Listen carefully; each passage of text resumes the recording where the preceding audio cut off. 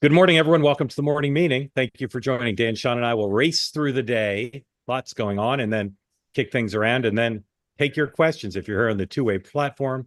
Like Charles, for instance, already has his hand up. Thank you, Charles. Please raise your hand if you'd like to be part of the conversation. If you're watching on X or on YouTube, don't raise your hand and don't put smack in the chat. I will say, for those of you who are new, this meeting is modeled after the network news division's morning meetings, where they meet in the morning and do exactly what we do, run through the day. But we have our surprise O. Henry twist where you get to ask questions. So we welcome you here. In the spirit of peace, love, and understanding, which imbues everything we do, I'll point out one thing that each of us was right about yesterday. Sean told you yesterday, and you wouldn't have heard it anywhere else, that don't get your what's that expression, your knickers in a bunch over the tariff ruling, because stuff would happen. And of course, by the end of the day, not only had the administration come up with 72 contingency plans, but they'd also had a judge's ruling, Court of Appeals ruling, that the whole thing's delayed. So Sean was right about that. Dan was right to hitch his wagon to Botcha and his colleagues at the group chat, because it's off to a boffo start, not just editorially, but also good numbers. So Dan, congratulations. And I was right, of course, that we would go to Indiana for Game 6. So, gentlemen, congratulations. Dan, how did it go my Knicks yesterday? blue on today. Yeah, absolutely. How did it go yesterday, your first Did episode? Knicks have a blue? Is that's not a thing? There's no Knicks blue. I'm sorry. Are you North talking? Carolina? The show went awesome. It went great. It was terrific. Thank you to everyone who watched or logged in. Great participation. Thank you, Professor Kenny, who was nicknamed Mr. K by Emma, which I like, or Prof K. Sorry, Prof K. But it was terrific, and couldn't be more grateful and excited for the future. All right, yeah, and again, I got to tune in to some of it. I'll tell you the thing that I think is amazing, Dan. And we all know this to some extent. Booking a guest is always a challenge. Getting 5 people together like that, that was a huge feat, and so it's cool to. But you guys interacted great discussion, and it's fun to see the range of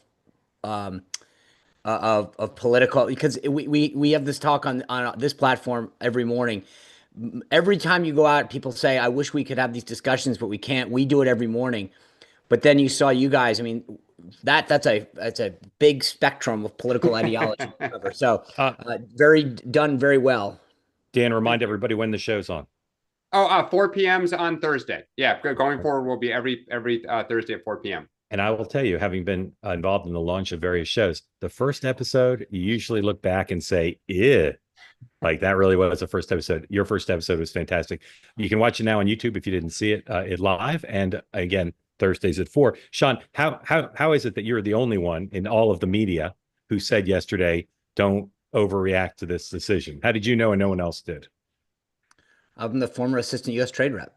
I mean, there's a revenue piece that I mean, just to be clear, there's 2 caveats. I'm not the stay that was put in place. I mean, there's a problem with the revenues that they're going to have to give back. I mean, to refund these things. So I actually am not. I don't know. I still think that the president has the authority. I'm not that confident in how the ultimate court. But as I mentioned, you got 122. 232 and Section 301 that all allowed other trade remedies, and they alluded to that yesterday to some degree. But it's there. If the court were to even rule against them in the future, how they refund tariffs is a nightmare. So I think that there's a lot more to come to this, but because part of this is just the hole that they're in is not easy to get. I mean, from a judicial standpoint. So the president's got a strong hand to play on this, I think, on multiple levels. So anyone who got excited about the tariffs going away yesterday, you had a couple hours to celebrate. Dan asked me how I knew the Knicks would win Game 5. Mark, how did you know? Chalamet has never had a bad date. And he had a date at the game last night. And of course, yes, if the Knicks had lost, it would have been a bad date. So that's how I knew. All right, schedule. Mark, we're in baseball season. Basketball's over. Have you bought tickets or secured for Game 7? Do you go there, or do you? I will go if a member of the two-way community invites me. Otherwise, I'll watch it on TV. So please, doors open. And please let us know what the costs are. I can't. I mean, if people were paying 100 and change to go to that Celtics Knicks game, I got to imagine. If there's a game 7, I will tell you right now, it will be the highest ticket Yeah. price in NBA history. That's why I think we're getting ours today, just on the, you might as well. What do you mean you're getting them? Like, what do you mean you're buying? Like, yeah. StubHub. Our nose will bleed, but it's fine. We'll bring tissues. Yeah. I don't Okay. get that. President's got a really interesting schedule today. Let's take a look. 1:30, press conference with Elon Musk. Again, in the history of the United States, Donald Trump breaking norms. No one's ever announced a presidential press conference with a staffer in the Oval. It's never occurred. There's never in the history of the United States been a White House daily schedule that's had that on it. So 1:30, and again, we'll have full highlights and analysis on two-way tonight. Then later in the afternoon, he leaves for Andrews, where he will fly to Pennsylvania. This is another really interesting thing. He's doing an event at U.S. Steel at the Irvin Works facility. And this is fascinating. This was a deal the president basically opposed as a candidate and now is in favor of and embracing. We've talked on two-way with Selena Zito about the significance of this, not just in Pennsylvania, but in the several other states where U.S. Steel has facilities. So this is going to be quite an event. And again, he's not running for re-election. Normally, if you see a politician who's president or might run for president go to Pennsylvania and do a jobs event, you'd say, well, they're playing to the voters. But he's going all in here, and he's still interested in the battleground states, maybe to help Vance, who knows. Then he goes back to the White House. Don't know what J.D. Vance is doing today. Pete Hegseth is going to Singapore, giving a big speech about the region. House and Senate are out. University of Michigan consumer sentiment data comes out at some point today. Okay, let's talk, Dan, about the Musk Trump press conference. If you were staffing it, not that these two guys are easily controlled, but what's the message? Like, normally if you do a press conference, you're trying to drive a message, not just like pat your friend on the back. So what's the message that if you were the staffer and they said to you, okay, Dan, tell us what the soundbite should be about? What would you be going for? I mean, I think they will say that that the goal was to shake up the system to highlight versus kind of root out, let's say, waste, fraud, and abuse. They'll inflate the number about how much it was.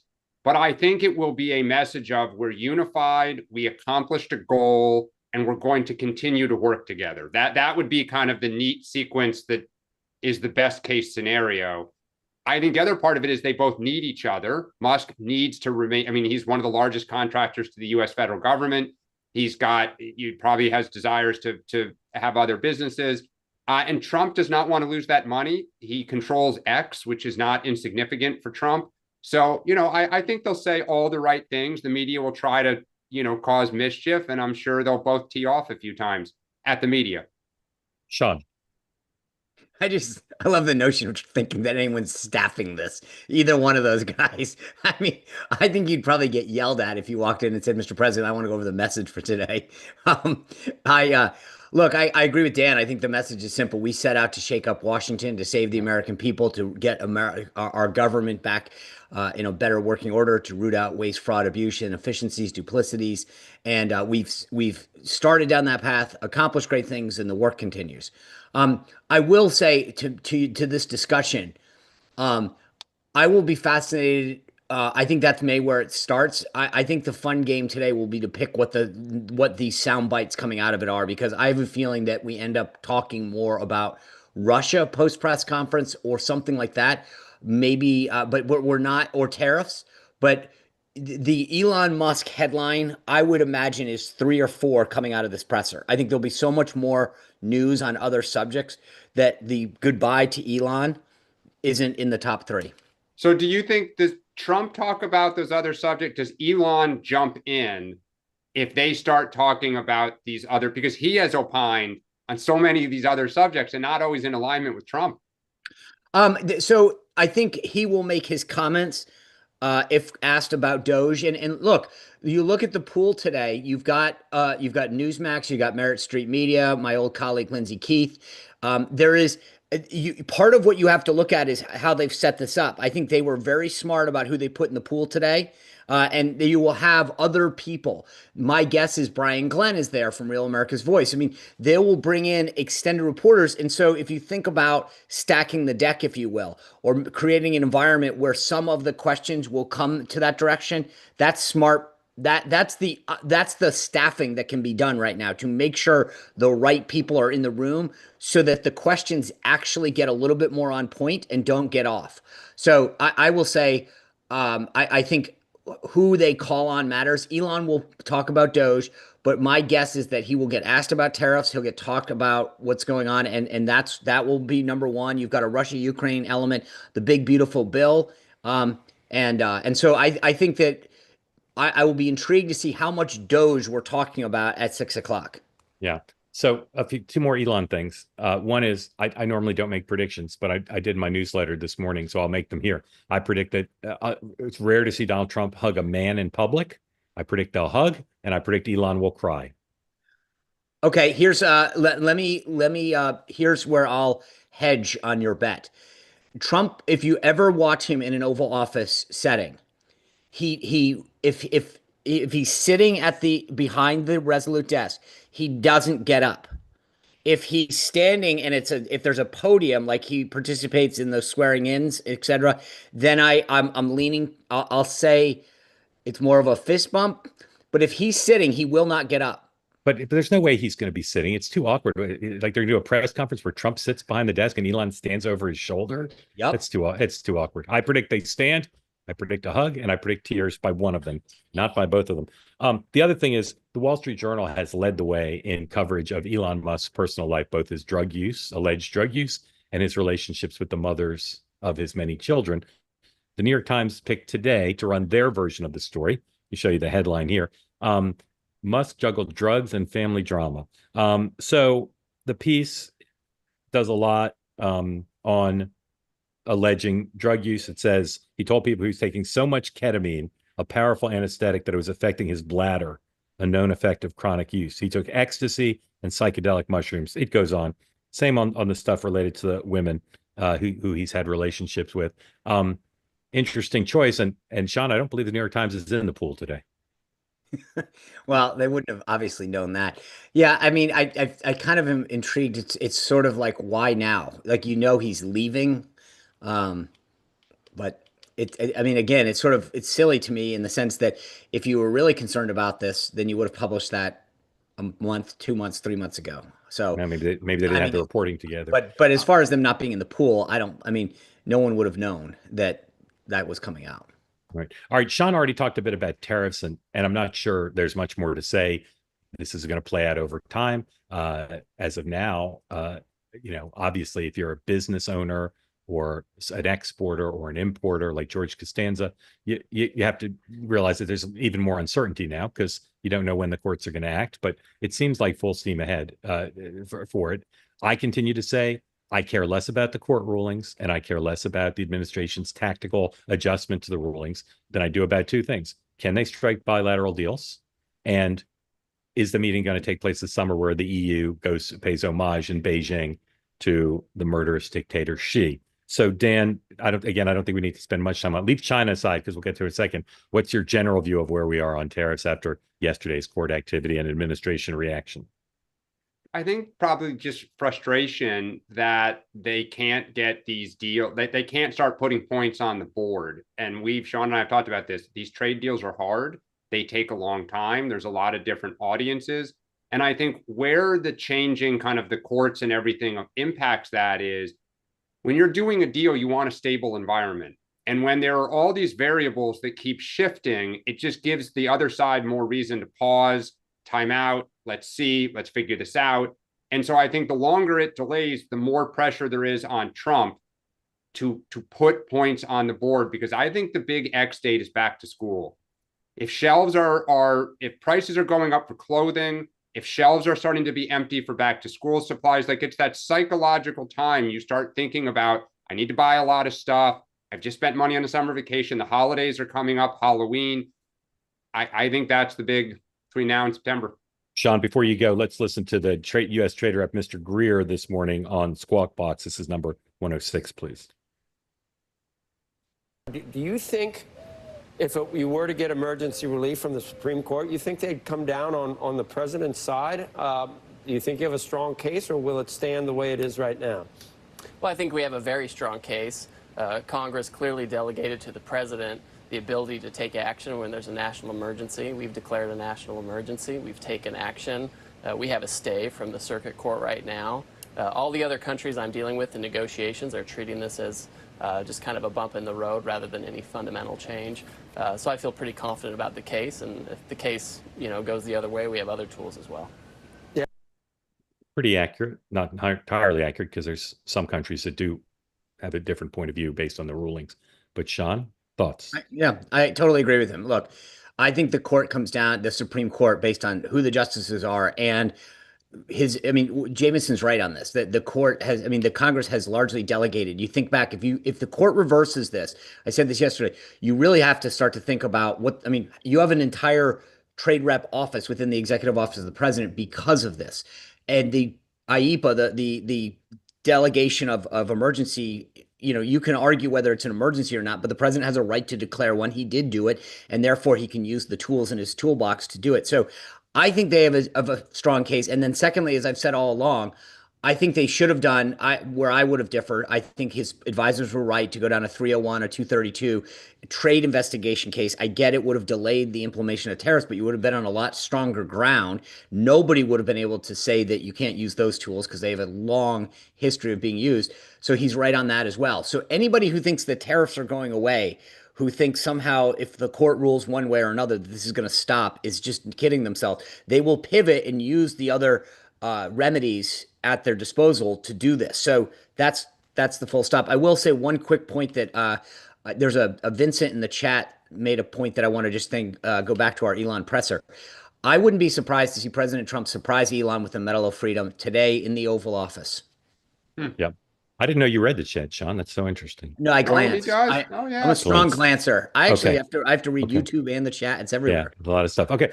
This whole thing is about China. I keep telling you, and it's not about China and economics. This whole thing is about China and security and the existential struggle against the Chinese. So let me set that up by showing you some things. Incredible Wall Street Journal story. If you're fortunate enough in the Biden-Trump age of inflation to be able to afford the Wall Street Journal, check out this story, filled with charts about China versus the U.S. on economics and on military capability. Here's a couple of the economic charts. You can see GDP, world total, see what it was in 2000, see what the gap is.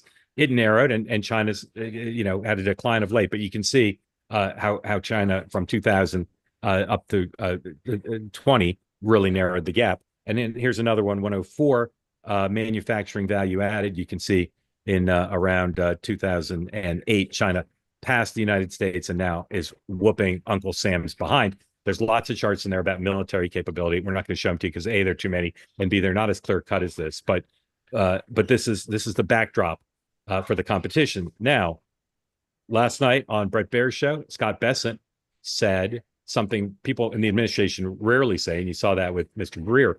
He acknowledged that the talks with China are not right on track. Here's Scott Bessent, 105, please. And what about China? How can you characterize those talks now? I would say that they are a bit stalled. I believe that we will be having more talks with them in the next few weeks, and I believe we may at some point have a call between the president and party chair Xi. I think that given the magnitude of the talks, given the complexity, that this is going to require both leaders to weigh in with each other. They have a very good relationship, and I am confident that the Chinese will come to the table when President Trump makes his preferences known.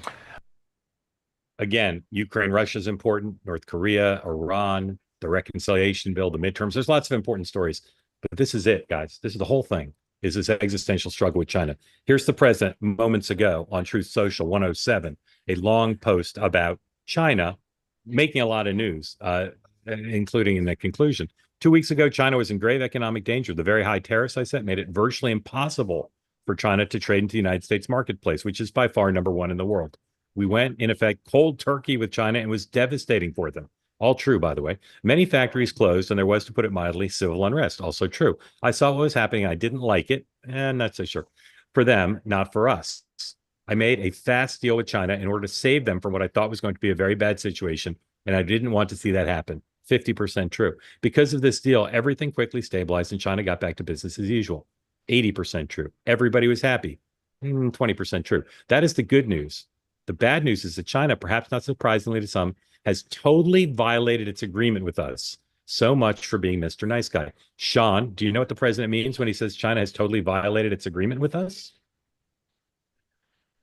Clearly, there's something going on behind the scene. I mean, like, I think in terms of investment and think commitments that they made and aren't following through. And I will say the clip that you just played of Scott Bessent is a huge tell. When you're publicly talking about things not going well, and then that's and you know the president's watching it, that means that's sort of like when a hit used to come out by the mob. It was sort of it was what do they call it?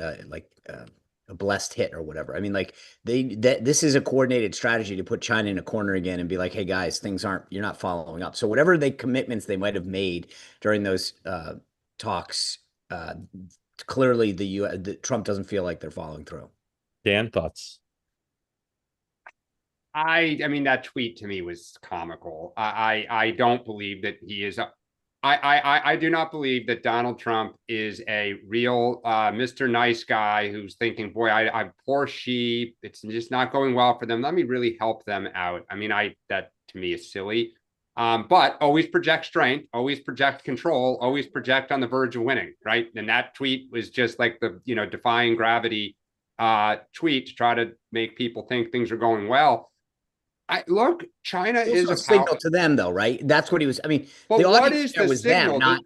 But the signal that the way I have read this whole entire thing is China is wobbly. I totally agree with you, Mark. They are experiencing real pain. We were experiencing real pain, and that is why less. I think quantitatively less. Well, I think what was happening. We were anticipating. I was going to say. I mean, we were on the verge. Meaning, CEOs were like, "Next week we are going to start to do A, B, C, and D," and so he backed off. Right? He got very nervous, or as he said, the yips.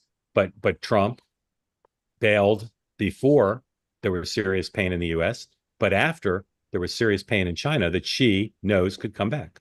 Oh, look, I believe it is mutually assured destruction if he were to go through. And so I think as a result, the Chinese, who always play the long game, they've never been reliable partners when it comes to trade ever, are slow walking it. They are probably violating. I mean, I would not be shocked whatsoever because they violated the WTO agreement within like a month, 20 years ago. So I'm sure Trump is frustrated because he wants he likes neat and clean victories, things that are easily digestible that he can point to and you feel in your life. And it's really hard with the Chinese because they know it. And to them, this is their moment on the world stage.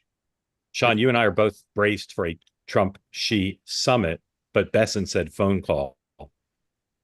Well, the phone call will be far. I mean, there'll be some steps first. Yeah, I understood. They're not, but this has got to happen. I mean, there has to be a meeting at some point soon, because that's the only way that it'll break through. And I think Trump is sort of he's sort of going, put me in, coach. Let's have this meeting. Let me sit and have dinner. I was there. We had that dinner at Mar-a-Lago in the first term. He wants this meeting. He wants to get Xi, sitting down and negotiating one-on-one, like all these other deals that he wants to have. So I have a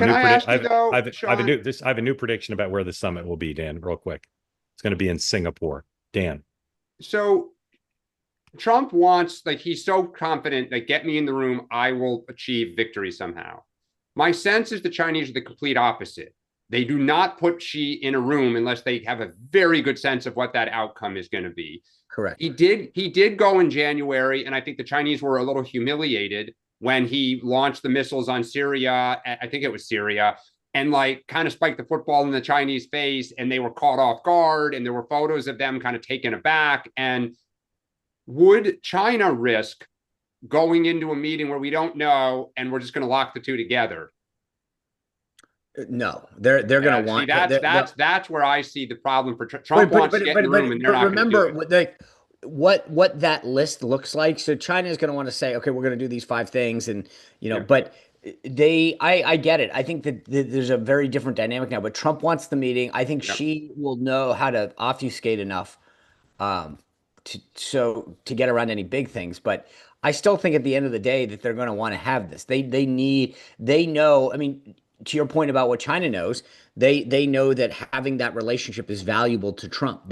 Trump values being able to say that he's got a strong relationship with Xi. So having a meeting, they realize, is also good for the relationship, i.e. good for long-term stuff, and as a way to take the temperature down on some things. So they do want it.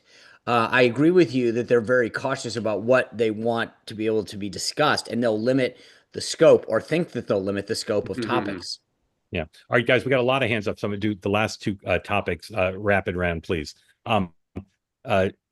Governor Walz and Governor Moore are both speaking in South Carolina this weekend at the Clyburn Fish Fry. Governor Moore of Maryland has said he won't run for president. I take him at his word, just as I took Barack Obama for his word in 2006. Big mistake. They both also released very well-written excerpts from their remarks to Politico, a hallmark of thinking you're going to run for president, to go to the Clyburn Fish Fry and put out and write remarks and leak them. Okay. So that's all interesting. Let me ask you a question. Sean, if Tim Walz runs for president, what tier candidate would you make him within the context of the Democratic nomination fight? First, second, third, or fourth? I think I'll be interested in Dan's take on this, because I by nature of being a 2-term governor and the VP, I guess you're considered tier 1. But I think that speaks volumes. If I will pray either that he or Kamala is the nominee. Sean, we're in the rapid round. I'm just looking for a number. So I'll say tier 1, but I don't know that I'm the right guy to ask. I don't. I say respectfully, it's the craziest thing you've ever said on this show. I know. I admit it. I agree with you. Dan, I don't have another place to put him. Dan, what tier? 3. In the progressive wing, behind, I'd put J.B. Pritzker ahead of him, and I would put AOC and others ahead of him. The correct answer is 3 if we're very generous. Yeah. He will not raise $1. No, I revise and extend my remarks. Yeah. I agree. I went first. I felt bad. Okay. All right. Dan, it's like Trump with Xi. You just felt bad. Dan, if Westmore runs, I don't know what tier he'll be. He's the Clooney candidate. Will Westmore run for president in 2028? Yes or no? Yes. Yes. Sean? Yes. I say no.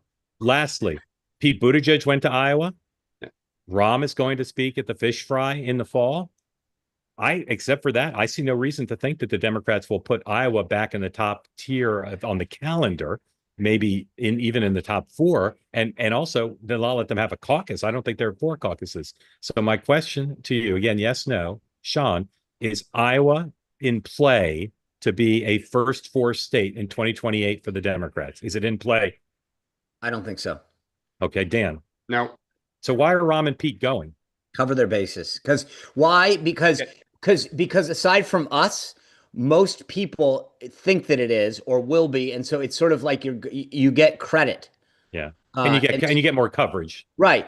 So people, it's like you associate, word association. Iowa, early, important state. Therefore, they get coverage. Yeah. It's like going to New Hampshire. It just reflexively gives you the media coverage. But I also think somebody will push for Iowa. Like they'll go, if they think they're doing well, they'll push. Iowa should be first. Iowa should be first, and try to create that, momentum. Yeah. Of all the ways the Democrats might get over their obsession with identity politics, making Iowa an early state again just seems far-fetched to me. But I'm surprised. All right, Dan, winner of the week.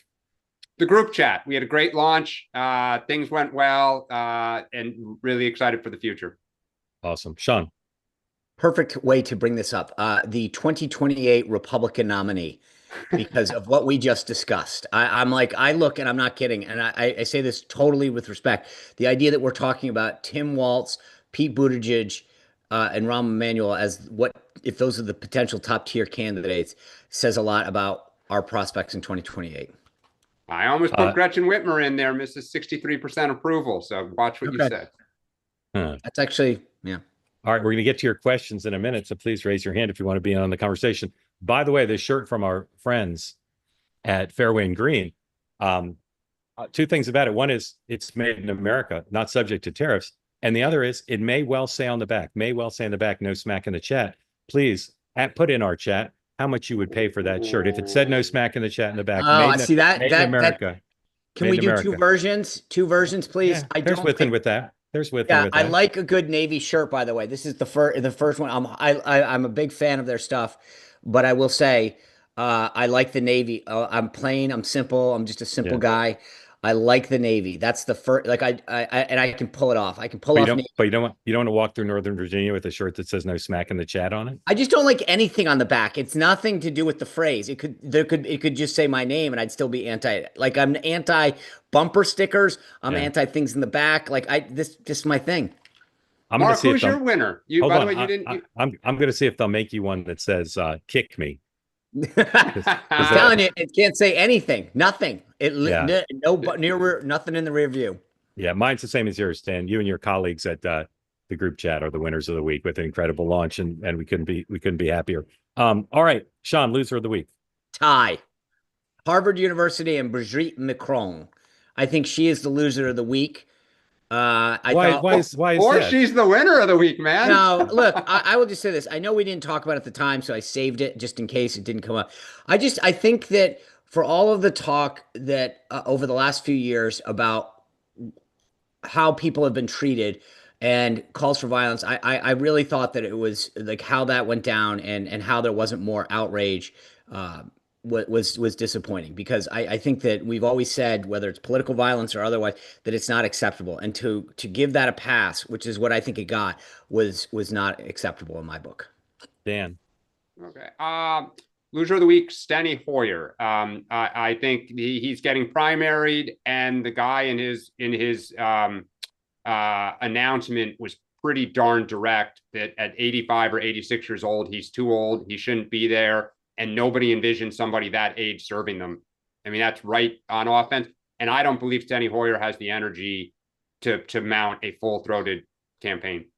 Loser of the week is CBS News. They've been a shell of their former self pretty much my entire career. They've been living off the fumes of Mike Wallace and Edward R. Murrow and Walter Cronkite. And they're now watching as their reputation is just shattered by their corporate owners in a way that is hideous over the commonplace practice of editing an interview for a magazine piece. Can I just say this, Mark? I mean, there's a bigger thing, right? CBS, I agree with you wholeheartedly, but the Washington Post meltdown, and I know, again, it didn't get a lot of coverage, but Jonathan Capehart's attack on a fellow member of the staff there and watching them go in, it's really unbelievable, these legacy outlets, how they're sort of blowing up from inside out. CBS obviously very concerned about Sherry Redstone's action, but Jonathan Capehart, blue on blue, going after a member of his own editorial team there at the Washington Post. It's amazing to watch all of this. Sean, if you check your host manual, you'll see that you're not allowed to name 3 losers of the week. I didn't. I just made a comment. Oh, okay. Sean, what are you watching for this weekend? Elizabeth McDonough. What is that? Oh, the Senate parliamentarian. Ah, that was a quiz, and damn fact. Is she ruling this weekend? I think that she's not probably, but I think that's what I think. There's a lot of discussion. This is, to me, the key to the big beautiful bill. If she rules current policy isn't what except like in bounds for the bird rule, like this is it. This is the game. People have to I named her because next week people will start to talk about her. But if you don't know who Elizabeth McDonough is, the Senate parliamentarian, whether or not John Thune would overrule her, which was done Bob Dole era, and whether or not it is within bounds in terms of the bird rule for reconciliation, this is the game that if you care about whether or not this bill gets through, that's it. Dan. Yeah, by the way, I think in the Obamacare, she issued a ruling on a Saturday night. So that's actually an interesting idea. Come on. Game 6, Saturday night, Indiana. That's it. You think Indiana will win? Good. All right, we got it. For those of you who like the show more when the hosts are in a good mood, you should be rooting hard for the Knicks, because Dan and I will come in Monday morning in a very bad mood. And I don't really care about sports anymore, but this team, there's something about this team.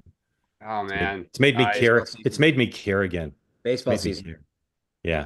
All right. Welcome in, everybody. As always, peace, love, and understanding should be emanating from your mouth the way, like on a cold winter day, there'd be frost coming out. And extend the presumption of grace to everybody here. And we start, of course, with Charles. Charles in Charge, greatest shows in the history of television. Yeah. Scott Baio. Yes, That was he was born for the role. Charles, welcome in. Thank you for joining. Nicole Eggert, by the way, Yeah. I love that show. Yeah. Tell folks not only where you are, Charles, but a little bit about that clock, and then what's on your mind. Oh, thanks for taking my question. I'm from Connecticut, moved to New Hampshire 5 or 6 years ago. Where in New Hampshire? Seacoast area, little town called Newmarket. I was going to ask where in Connecticut. It's a beautiful Newmarket's beautiful, and Little town named Ridgefield. Yeah. Oh, sure. I lived in Wilton for years. Charles, Okay. you have good taste. Where's that clock? What do you know about that clock? That clock was made by a father of a good friend of ours from our college days. And when he passed away, she passed it on to us because we always admired it. It's beautiful. It's So beautiful. handmade. Thanks. Amazing. Beautiful. What's on your mind, sir? And thank you for being part of Two Way. Yeah, so I went and I watched the Megyn Kelly interview with Jake Tapper and Alex Thompson, based on your recommendation, Mark. And then I watched the Ezra Klein interview as well. And I thought there were three things that came out that I haven't heard you guys address that was his defense that I thought was pretty damning. And so let me list the three things I heard him say. One is he said the debate where Biden was not Biden, if we can say it that way, I guess, try to be generous, gave them permission to question his capabilities. And So I thought that was very, Charles, I'll stop you on that one. On my show, I took the worst moments of the debate, and then I found previous instances on camera in public where Biden displayed the exact same traits. So anyone who says the debate was somehow a watershed, it's ridiculous. Everything he did, trailing off, using the wrong word, glassy-eyed, mouth in a certain way. It's a farce to say the debate was some sort of watershed. Yeah, no, 100%. What I was drawing out, though, that is he needed permission to ask the questions. Yes. Oh, I see what you're I saying. thought Well, that again, was a damning defense. it's damning because of what I said. You didn't need the debate because it was all on display vividly for years. I agree, Mark. Your point's exactly right, which is that there are other instances. I think what Charles is pointing at is so beautiful because it was like they needed permission. And that was the phrase that he used, as if you shouldn't. Why did you need permission for anything? You're a reporter. You're supposed to report, not need permission. I love the point. I'd like to hear the rest of Charles' 2 points. Yeah, number two. Yeah, we're getting them. We're just taking them in order. We're taking them in order. Charles, Okay, number two. Okay. He also said when you raised the questions, it felt like you were burning all your relationships in the White House. Did he really say that? I didn't hear him say that. Did he really? He did. Well, look, 25% of it, 75% was they wanted to help Biden win. 25% was if you did it, as some people did, including, ironically, the co-author of the book, you risked having your sources cut you off. The New York Post reporter did it, and the New York Post reporter was no longer allowed to go to open press events. I've said this before. When that happened to the Associated Press in the Trump administration, it's considered by the media a constitutional crisis. When they did it to the oldest newspaper in the United States, the third top circulating paper, I believe, in the United States, the press corps didn't mention it at all. So it's true that is undercovered in the book, ironically, even though they're touting it now as an excuse. There's not enough in the book about the threats made to reporters by the Biden people. Yeah, It's and true, valuing the relationship more than doing his job. Yeah. And as I think you're suggesting, it's another extraordinary admission of guilt, because how could a reporter say that they pulled their punches because they didn't want to threaten their relationships? It's disgusting and outrageous, and it's malpractice, and and again, it's not just true of them. I give them credit for at least talking about it. Go into any Washington newsroom, Washington Post, New York Times, ABC, CBS, filled with people who pulled their punches in part for that reason. Agree. And then the third one was, they said, if the administration lies to you, there's really only so much you can do. And I think Woodward and Bernstein might have a different view of that, right? Is that your job is to find out who's lying. It's to assume they're lying and figure out what the truth is. And he was just flummoxed of, if they lie to you, there's really just not much you can do. Orange man bad. When the White House press secretary's explanation for why the president spoke to a dead congresswoman was, the congresswoman was top of mind for the president because he was thinking a lot about her. as if that explains why he talked to a dead person. It should have brought the White House briefing room to a halt. Trump wasn't president then. There was a president, and he had suffered serious and obvious decline. He also had some really good days where he ran the country, but he had really bad days. And again, it's just so incredible to me that people would say that. So incredible that they would say that. His defense is quite a conviction Yeah. of how he did his job. And I agree with you, how many others did. Yeah, many others. Many others. Dan, Sean, want to comment on Charles's I excellent? think you said it pretty well. Yeah, Okay. I could go on for 2 hours on this whole subject. Yeah. I think I got a call from a viewer yesterday who said, there's a sense that this book is more of a cover up of itself, like, of why, and it's also a distraction, right? So you think about all of the stuff that happened at the end of the Biden administration, and it's almost now we're talking about that as opposed to it's about what, the Hunter Biden stuff from the Biden Inc. stuff. Like this has been a distraction and a cover up of some of the other issues. I also Charles, just think, Charles, go you ahead, Dan. can't underestimate the fact that most of these journalists all live in Northwest DC, kind of, Montgomery County. Like, they live in the same areas. Their kids go to the same schools. They socialize with each other. And if you are the skunk at the garden party, it's uncomfortable for your whole family, not just for you. And so there is, which is also why they all knew exactly what was happening. But like, that's one of the reasons that it's like no one wants to be they all want to be the cool kid. Charles, how do you feel about the fact that Jake Tapper has the #1 New York Times bestselling book in the country? I think it's good that this is coming out because it wasn't covered in the mainstream media. And so I think that's helpful, but I agree with Sean. I think it's a complete distraction and a diversion trying to shift the blame to the Biden administration and people in the White House without actually dealing with the media's role in it. Yeah. Well said, Charles. I will say, and so the last thing I'll say on the Charles is I mentioned this 2 weeks ago, I guess, but for me, it's actually kind of a personal issue because of so many, talked about Trump folks lying and doing all this stuff, and they don't talk about their own lying and their own misinformation. It's amazing to me, and I think not just the folks in the media, like this writer of the book, but also, look at Mark brought up Corinne Jean-Pierre. I have been pilloried from one part of the globe to the other for things that I said, and yet no one has mentioned Corinne Jean-Pierre's role in this cover-up. She lied to the American people over and over again about his fitness for office, and nothing. Where's the concern about her role, her complicity? And I just, as a former press secretary who has taken some well-deserved, some shots, I made plenty of mistakes, so I'm not backing away from that.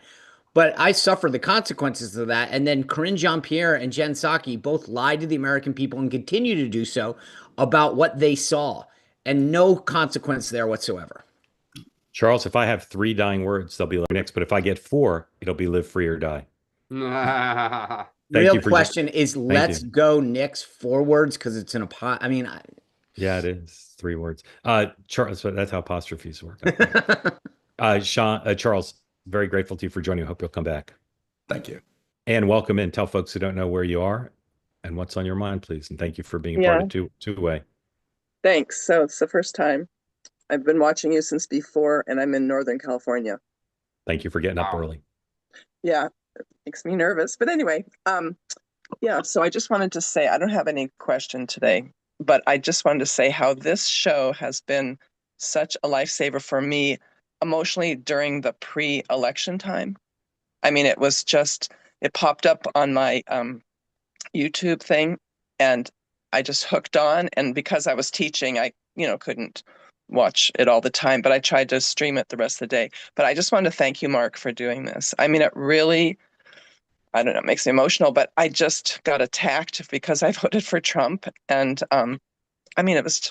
it was really dramatic. And being in the education system, there's a lot of people that don't see it the way I do. And I wasn't touting, who I voted for, but it was just such a negative, environment. And so I just want to thank you for having this platform. And it popped up well before the election. So I just watched every day. I was bummed that Saturday and Sunday you weren't on because it just comforted me. It was like a comfort. I don't know why I'm emotional, but it just was a comfort to me. My husband's like, "Are you on there again?" And yeah, So I could catch it a little bit, and then I have to get ready to go.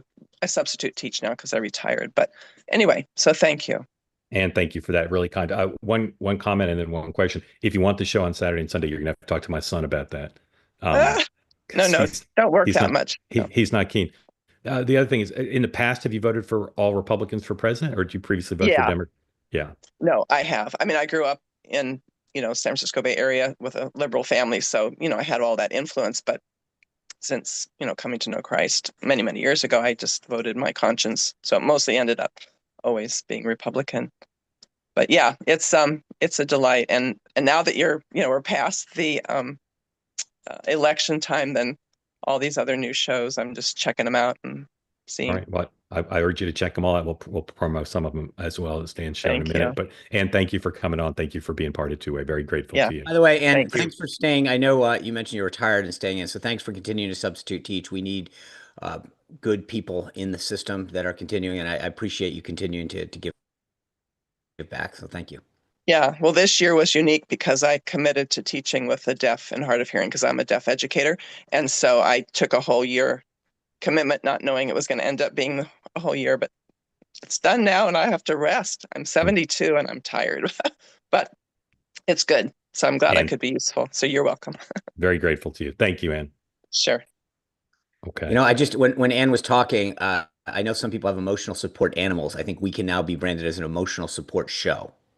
I agree. Barry, welcome in. Unmute, please. Tell folks, well, you're in Seattle-ish. Yeah, I was going to say, West Coast Day. Yeah. Good morning. I just want to say one thing about what Ann just said. I'm the same in Washington. I try to talk to people about this show, and they're like, no, we won't support anybody that says anything nice about Trump. Still, the connecting the dots just won't end. But what I mostly wanted to talk about was China. Originally, my very first question I ever was able to ask on Two Way was my Schoolhouse Rock question of how all of this works. I really don't know much about China, our relationship with China. I know I'm close to 60, so I know some things from my childhood. My dad worked for Boeing and went to China in the 70s, and I don't know much. So for someone like me that wants to know about China, I do not want to go back to the beginning because I know there's a lot of history. How would you suggest I learn about China other than asking ChatGPT? That's my question. Guys, is that Bishop newsletter? Does that cost a lot of money? Anybody know? No. There's a guy named Bill Bishop who writes a newsletter about China. I don't read it regularly, but people send it to me sometimes. I would check that out because people whose opinions I trust about China swear by it. They say it's just the best thing. So I would definitely read that. And then the Wall Street Journal and the Financial Times have great coverage of China. I'd recommend that. And then another thing that costs a lot of money, but I recommend, and I've not recommended it very much on this program, John Ellis writes a newsletter, a daily newsletter on Substack, and it's extraordinary, widely read by people who have professional interest in China. It's about the whole world, but a heavy focus on China, and he aggregates and summarizes the best stories. So those are all things that cost money, unfortunately. But if you want to keep up with China, those four things are the four I'd recommend. Dan, thoughts? Yeah, I mean, it's so hard to get an accurate picture of what's happening there. I mean, even the statistics and stuff that government puts out, they'll change, they'll stop them. So I don't know. There's actually something that sometimes when we have dinner with friends who are in the investment community, they are constantly searching for ways to learn about what is really happening in China. So if you get good recommendations that you find good, please post and let us know. Is it important to know the past to know the present? Oh, sure, always. I believe. Yeah. Absolutely. Yeah. So Barry, there's someone in the chat months ago recommended the 100-Year Marathon by Michael Pillsbury. I think it's excellent.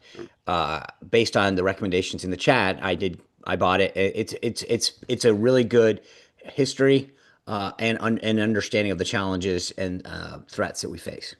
Thanks. Yeah, when my dad went to China in the 70s with Boeing, Boeing gave him this pamphlet of these are the things you cannot do in China, and if you do them and you are arrested, Boeing cannot help you. And one of them included chewing gum. that I was would have hated that. my entree into a country like that and control and all of that. Those are the things I take from my childhood. Never learned anything about China and my education, public school, college, anything like that. So I appreciate it. I'll So, tell you, China. Go ahead. Go Mark, ahead. it's in the chat. I just looked it up. You mentioned Bill Bishop. He does have a Substack that appears to be free. So if you're interested, if you want to take Mark's recommendation, and someone just put it in the chat, but it's available for, it looks available for free. So I will. I think there may be a free version and a paid version, but Great. it's very good. Barry, I'll tell you, I've been to China twice, and both times, every time I left my hotel room, people went in there either to search it or plant listening devices. So it's a crazy place. I have a Crazy. girlfriend that has a company. She doesn't manufacture in China anymore. She moved manufacturing to India. But as a woman-owned business in China, she wanted to see her manufacturing plant and everything. The amount of alcohol consumed, it was some little tonic in like a thimble. But everywhere she went, she was offered this drink, and Yeah. all her handler was like, "Do not drink that. Do not drink that." Yeah. Amazing. so I it mean, was always- the moment you fly in there, they tap your phones, and there's a thing that they do for congressional staff when they go, where they'll say, turn your phone off, like power it down, turn it off, put it in your pocket, and they'll have a conversation with them about what to expect, and they'll say, turn it on, and they've recorded the entire conversation with your phone, thinking it's off because they infiltrate your phone once you come into their airspace. I mean, they play to win. It's a crazy place. Barry, thank you for coming on. Grateful to have you here.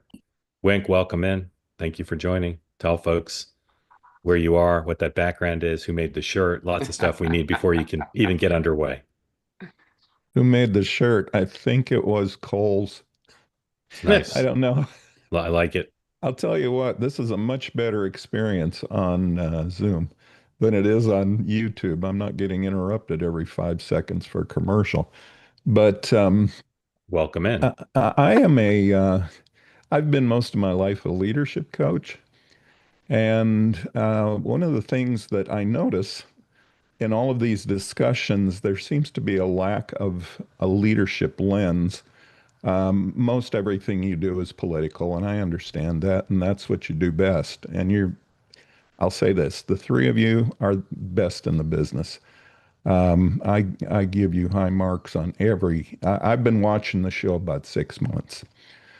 But to understand what's happening, I think, and this is just my 2 cents, to understand what's happening with the Democrat Party and with Trump, you need to take a leadership lens. Back in 1960s, about 62, a book came out that was written by one of Jack Kennedy's group. And it was on leadership. I think that was the title of the book. And there was a warning put in there that if the Democrat Party doesn't change the march toward uniformity instead of unity, they would lose their leadership base. And that march has gone on. And I think what you see now, the reason they're floundering so much, trying to find a leader to break them out, they have taken a Japanese approach of if the nail sticks up, pound it down. And they want everybody to speak the same, talk the same. It's comical to watch the newscasts all use the same verbiage, language. I don't know who sends out the memo, but it's one of those things. And I'd just like to hear your input on this. The great William Randolph Hearst, when he was invited to a dinner party, he said this. They asked him, where would you like to sit? Would you like to sit at the head of the table? And his response was, and I think you all may know the answer to this, but wherever I sit is the head of the table. And that's a leadership perspective. There are only 3% of this country that are true leaders. If you've been in leadership at all at any time, only 3% of this country makes up the leadership base. And if you don't cultivate new leaders continually and not worry about them being uniform, if you don't cultivate the leaders, they will go elsewhere. Trump is what you call a super leader. And I hear Dan talk about putting points on the board. He doesn't care about putting points on the board. He leads, polls follow. He really doesn't care what he's the goal. That's all a leader has in mind is the goal. It's damn the torpedoes, full speed ahead. He raises tariffs on everybody. Everybody goes, oh, he's going to kill himself. This is the worst thing. He doesn't care.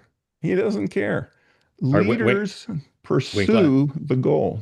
Okay. I'd love, sorry. we're just, that's okay. We're just getting a short time. I want Sean and then Dan Yeah. to comment on what you said. So thank you for that, Sean.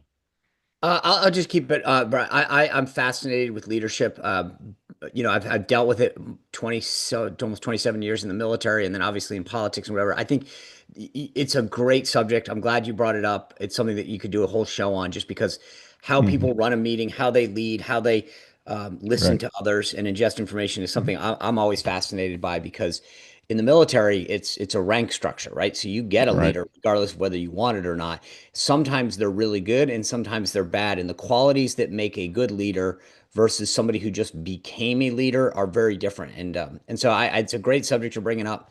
I wish we had more time to discuss it. Dan.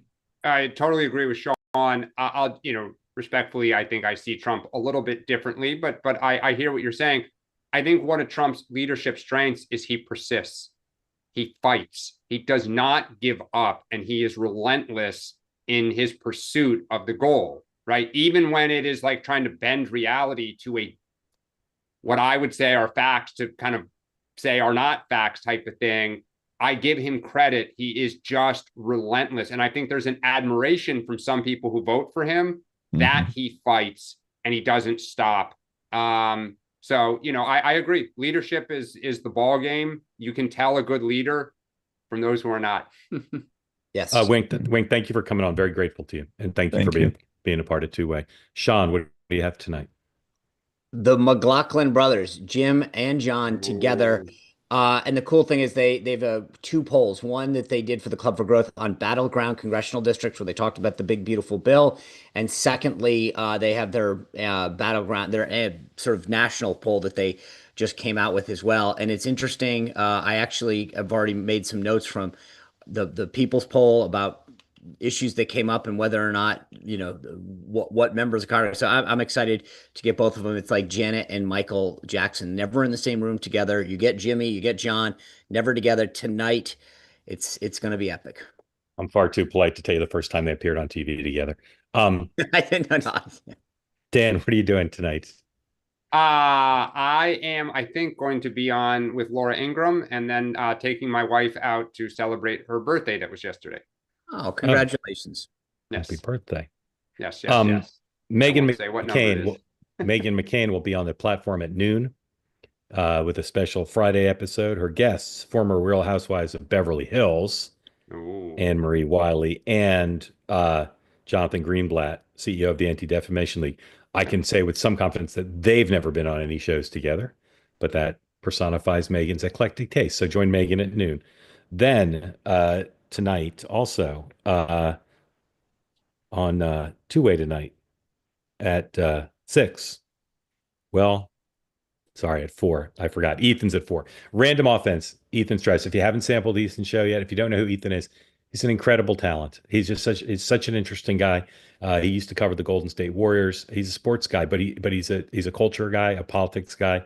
Incredibly fascinating. And his guest, Ryan Duffy, who somebody's going to remind me. Ryan Duffy was on Vice. Am I right about that? Or was Ryan Duffy? He was also on ESPN Vice. Radio, I thought. ESPN Yeah. Radio. You of are course, right, yes. and a correspondent Vice for Media. Vice.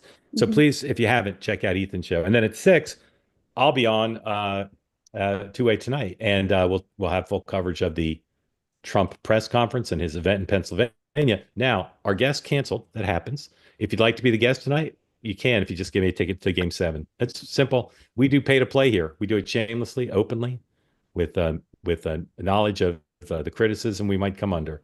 But if you'd like to be the guest for the full hour, you can you know what? You can substitute host if you want. If there's no section though, then that's a pretty you gotta, at least I would up the game. You gotta be 200 or below. Oh, I have to be able to get the attention of Chalamet with my hand. I have to be able to wave where you can plausibly see me. Do you know, I took one of the kids to Game 7 last year when the Knicks got blown out. We were up. We didn't even have like seats. They're like bar stools on the top of the guard. So you can't get any higher. I know those seats. I know those seats. Best time ever. I'm scared of heights. I don't know that I can pull that off. Sean, I did like your caveat, but I think it's implicit that if someone wants to, for the legal reasons, though, I just wanted to be clear. If someone wants to guest co-host one of the granddaddies of them all, the venerable institution of 2A Tonight, in exchange for a simple sports ticket, obviously it needs to be a pretty good. I think you'd have to pay taxes on it though, because the price of that's going to be over the de minimis amount. But. Thank you all for watching. We'll be back Monday morning, 9 a.m. And again, Megan at noon, Ethan at 4, and myself at 6 p.m. all Eastern time. And we'll see you then. And three of us will see you Monday. Have a great day and a great weekend. Great week, everybody.